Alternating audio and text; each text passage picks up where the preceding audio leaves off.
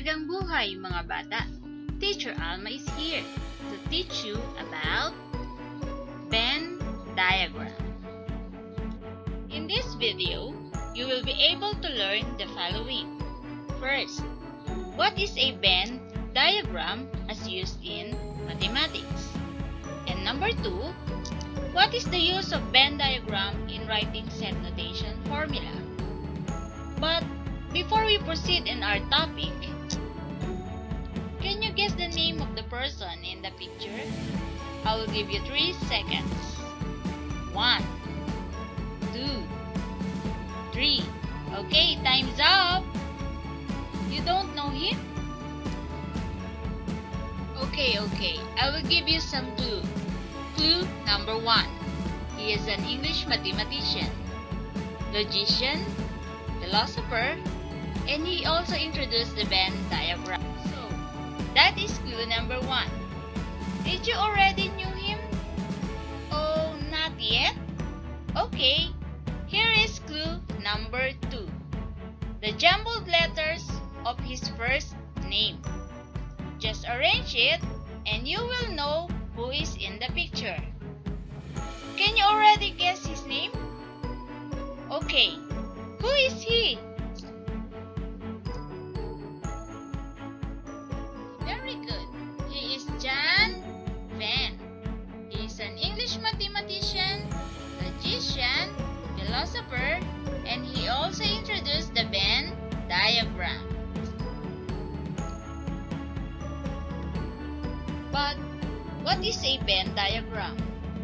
When we say Venn diagram, it is represented by geometric figures such as circles and rectangles. This is an example of the Venn diagram. We have a rectangle and 2 circles. The rectangle represents the universal set, while the 2 circles used to illustrate the subsets of the universal set. We can also use Venn diagram to illustrate the relationship between sets.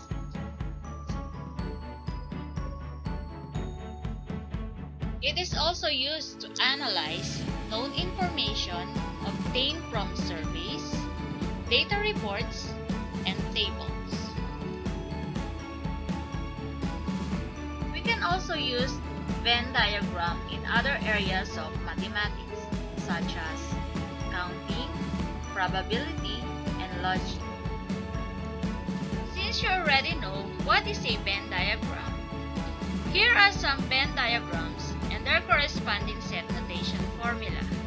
Number 1, intersection. The color blue in the middle of 2 circles represented the intersection of set A and set B. Meaning, in set A and set B, there is a common element between the two. Ibig sabihin, si set A at si set B ay mayroong magkamukhang elements. The symbol for intersection is an inverted U or baligtad na U. Number 2, union. Both circles are colored blue because we have to consider all the elements in set A and set B. Ibig sabihin, lahat ng elements kay set A at kay set B ay kasali. The symbol for union is like letter U, big letter U. Number 3, complement of a set. In the figure, there is a set A inside the universal set. So, we can call it as A complement or big letter A with apostrophe. We have to consider all the elements does not include in set A. Meaning, lahat ng elements na wala sa set A pero nasa universal set ay kailangan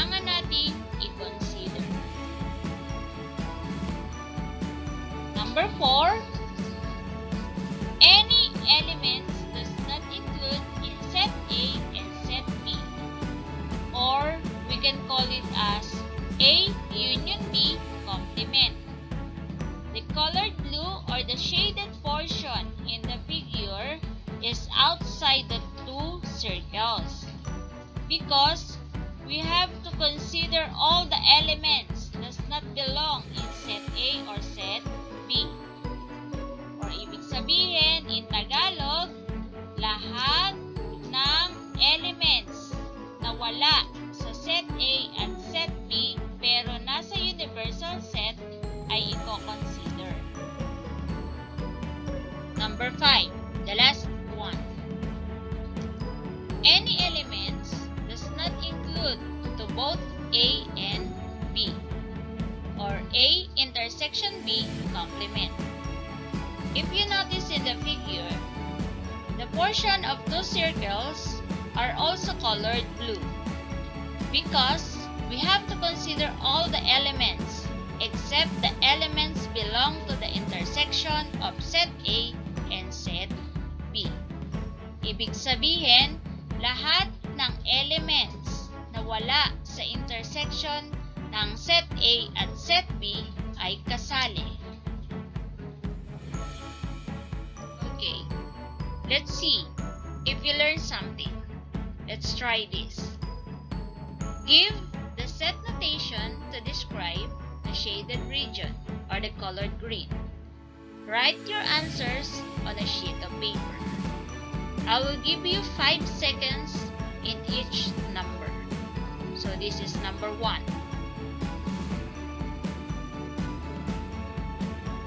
Next, number 2.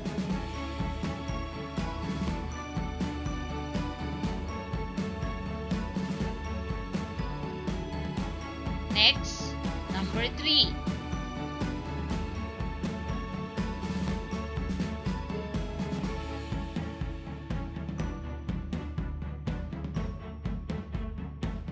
Next, number 4.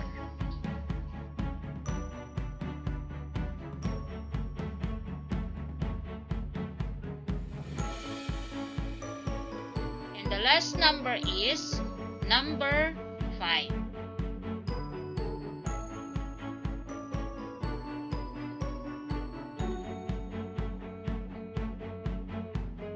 Okay, time's up! So let us see if your answers are correct. Number 1. The answer is X complement because the name of the circle or the set inside the rectangle is X and the shaded portion or the shaded colored green is outside the circle. That's why it is called X complement. Number 2. The answer is X union Y complement because the shaded portion of colored green is outside the two circles X and Y.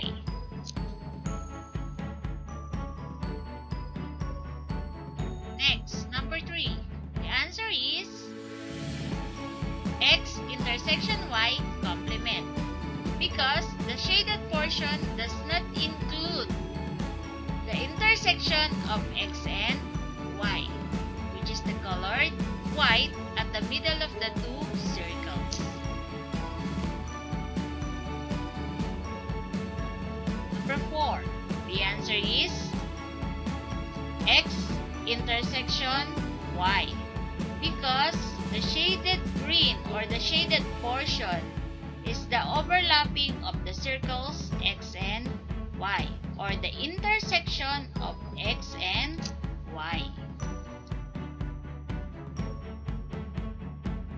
And number 5, the answer is X union Y because both circles X and Y are colored green.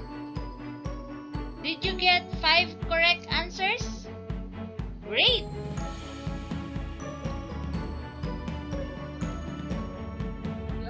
learned how to name the set notation of a given Venn diagram. Now, take this as a challenge. Copy the figure, shade the region in the given Venn diagram that will describe the given set notation below. Number 1. M union N. Number 2. M union N complement. Number 3. M complement. Number 4. M intersection N complement.